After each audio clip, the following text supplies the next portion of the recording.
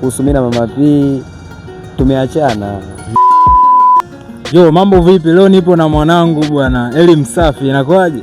Kama kaa vipi brother? Hakika ile ndugu yangu. Bwana, nimetumwa na wabongo bwana.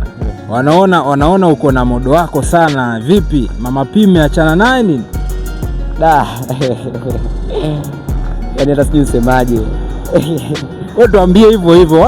Watu wanaona sana uko na modo wako afu hawamuoni Mama P. Inakuaje hapo? Yaani labda hapo niweke wazi tu. Kuhusu mimi na Mama P tumeachana. Tumeachana. Hapo sasa hivi una date na modo wako au vipi? Hiyo no comment. Na wewe tuambie ukweli, maana ndio inaonekana, yani unaonekana sasa hivi penzi limehamia kwa modo wako. No comment. Mwanetu anatukataa bwana. Umehamishia penzi kwa modo wako. Wewe usitufiche mwanangu, tuambie tu ukweli. Ili kesho na kesho kutwa bwana, unajua sasa hivi unatuficha, afu kesho na kesho kutwa tunakuja kuona mmeachana, mnaanza kuchafuana huko, afu inakuwa sio kweli mzee. Kwa hilo bwana, siwezi kuongea yani kiukweli, yani sina la kuongea kwa hilo. Yule ni modo wangu, tunafanya kazi hivyo yani. Tunafanya kazi. Yule ni modo wangu. Kwanza ilikuwaje mwanangu mpaka ukaachana na shemeji yetu? Yani kiukweli, yani nika story karefu kidogo. Yani sidhani kama nikisema nianze kukazungumzia tutamaliza. Nika story karefu kidogo. Kafupishe kidogo mzee. Fupisha, wabongo wanataka kujua. Amna, kwenye maisha ni vitu vinatokea hivyo unajua. Kwenye maisha ni vitu vinatokea, changamoto kama hizo huwa zinatokea. Umeona? Kwa hiyo niseme tu yani imetokea changamoto kama hivyo. Basi ni changamoto tu za maisha za hapa na pale.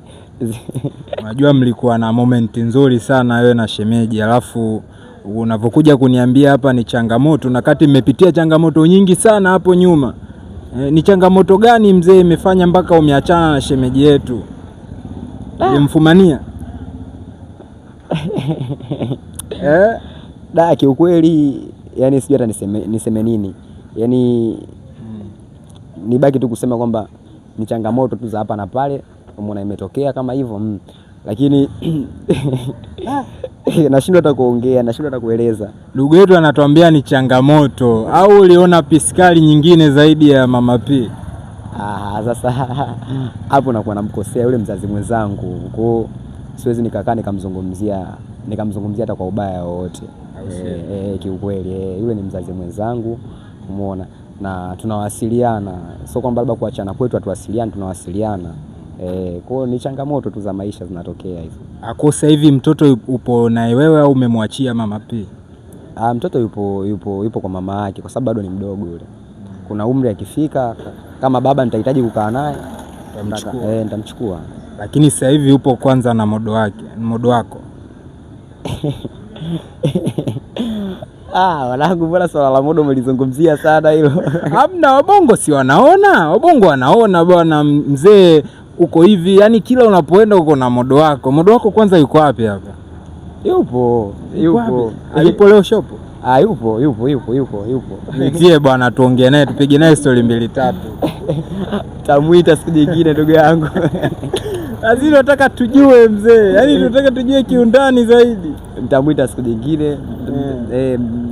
Nitamtambulisha, nitamuona, nitamtambulisha zaidi. Ila bwana mimi na Mama P sidhani kama yani tumeachana, lakini hatuna labda ule mtafaruku wa kusema kwamba mimi na yeye tuchukiane, hapana.